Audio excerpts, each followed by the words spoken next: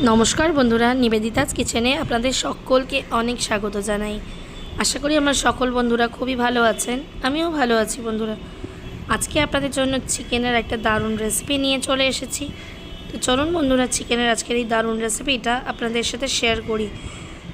আজকের রেসিপির জন্য প্রথমে আমি এখানে 1 কেজি চিকেন ধুয়ে পরিষ্কার করে নিয়েছি। চিকেনটা মিডিয়াম সাইজের পিস করে নিয়েছি। এখানে আছে 1 বাটি দই, আর এখানে আমি নিয়ে নিয়েছি 1 বাটি পেঁয়াজ ও রসুন বাটা, আর এখানে আছে 3 চামচ পোস্ত, 10টা কাজু বাদাম আর 2 চামচ চার মগজ একসাথে বেটে নেওয়া। এবার আমি এর মধ্যে দিয়ে নিয়েছি 1 চামচ পরিমাণে লঙ্কার গুঁড়ো, 1 চামচ পরিমাণে আদা বাটা, 1 চামচ পরিমাণে হলুদ ও উঁচু 1 চামচ নুন, আর তার সাথে অল্প পরিমাণে হাফ চামচের থেকেও কম পরিমাণে নুন। এবার এর মধ্যে দেব 1 চামচ পরিমাণে কাশ্মীরি লঙ্কার গুঁড়ো, আর এখানে দিয়ে নিয়েছি 1 ঢাকনা গোলাপ জল, আর দিয়ে নিয়েছি 1 ঢাকনা পরিমাণে কেওড়া জল, আর দিয়ে দেবো এর মধ্যে 1 চামচ পরিমাণে উঁচু গরম মশলার গুঁড়ো। এই সমস্ত উপকরণগুলো দিয়ে চিকেনটাকে আমি ম্যারিনেট করে রাখবো 8 ঘন্টার জন্যে। চিকেনটা যত বেশি পরিমাণে ম্যারিনেট হবে তত চিকেনের মধ্যে সমস্ত মশলাগুলো খুব ভালোভাবে চলে আসবে। চিকেনের পিসগুলো আমি হাতের সাহায্যে খুব ভালো করে মিশিয়ে দেব, যেন সমস্ত মশলা খুব ভালো করে চিকেনের মধ্যে চলে আসে। এইভাবে চিকেনটাকে মেখে আমি 8 ঘন্টার জন্য ম্যারিনেট করে রেখে দিয়েছিলাম ফ্রিজের মধ্যে, লাইট ফ্রিজে। এবং ফ্রিজ থেকে রান্না করার 1 ঘন্টা আগে বের করে রেখে দেবেন বন্ধুরা, তাহলে একদম কড়া ঠান্ডাটা চলে যাবে। এখন কড়াইতে আমি 5 থেকে 6 চামচ পরিমাণে সাদা তেল দিয়ে নিয়েছি, আর দিয়ে নিয়েছি এখানে 1 চামচ পরিমাণে ঘি। সাদা তেল আর ঘিটা খুব ভালো করে গরম হয়ে আসলে এখন এতে 2-3টে তেজপাতা, 2টো দারচিনি, 2টো লবঙ্গ আর 2টো পরিমাণে এলাচ দিয়ে দিয়েছি। এই সমস্ত মশলাগুলো ভাজা হয়ে গেলে ম্যারিনেট করে রাখা চিকেনটা আমি দিয়ে নেব। চিকেনটা অবশ্যই 1 ঘন্টা থেকে আধ ঘন্টা থেকে 1 ঘন্টা আগে বের করে রাখবেন, তাহলে চিকেনের যে কড়া ঠান্ডা ভাবটা থাকবে সেটা চলে যাবে। এখন চিকেনটা দিয়ে গ্যাসটা একদম মিডিয়াম আঁচে রেখে দিতে হবে। এখন চিকেনে আমাদের আর কোনো কিছু দেওয়ার নেই, কারণ চিকেনটা এখন খুবই স্লোলি কুক হবে, আর চিকেনের মধ্যে সমস্ত ফ্লেভারগুলো খুব ভালোভাবে চলে আসবে। এইভাবে চিকেনটা বানালে বন্ধুরা খেতে যেরকম দারুণ হয়, দেখতেও দারুণ লাগছে আর খেতেও খুবই টেস্টি হবে। আজকে বন্ধুরা চিকেন চাপের রেসিপিটা আপনাদের সাথে আমি শেয়ার করলাম। আমার রেসিপিটা কেমন লাগলো অবশ্যই আমাকে কমেন্টে জানাবেন। আর যে সকল বন্ধুরা আমার পুরো ভিডিওটা দেখছেন এখনও অবধি, তাদের সকলকে অনেক ধন্যবাদ আমার পাশে থাকার জন্য।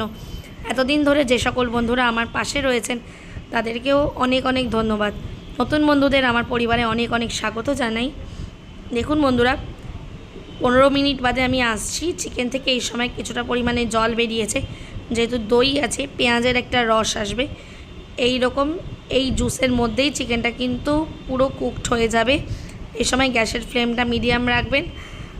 8 থেকে 40 মিনিটের মধ্যেই চিকেনটা ধীরে কুকড হতে চিকেনটা সিদ্ধ হয়ে যাবে।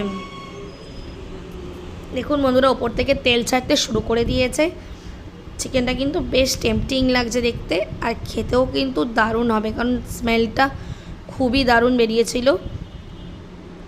এই সময় ঢাকাটা খুলছি, দেখুন বন্ধুরা অনেকটাই জল শুকিয়ে এসছে, আর চিকেনটা কিন্তু প্রায় সিদ্ধ হয়ে এসছে।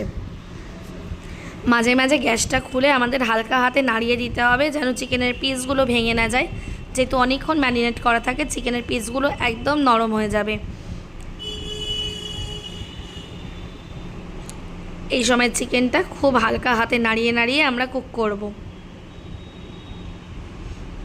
ওপর থেকে তেল ছাড়তে শুরু করলেই বুঝতে পারবেন যে চিকেনটা ভিতর থেকেও কুকড হয়ে এসছে, এবং এই সময় চিকেনটা খুবই সফট থাকে। এই চিকেনটা বন্ধুরা ভিতর থেকে একদম জুসি হবে আর খুব সফট হবে। গ্যাসের ফ্লেমটা মিডিয়াম রাখবেন।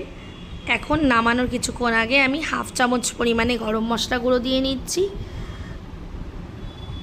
আর আমি এখানে নিয়ে নিয়েছি কেশর। 5 থেকে 6টা কেশরের কলি আমি এর মধ্যে দিয়ে দেব। এতে কালারটাও যেরকম সুন্দর আসবে বন্ধুরা, আর একটা সুন্দর কেশরের একটা ফ্লেভারও আসবে।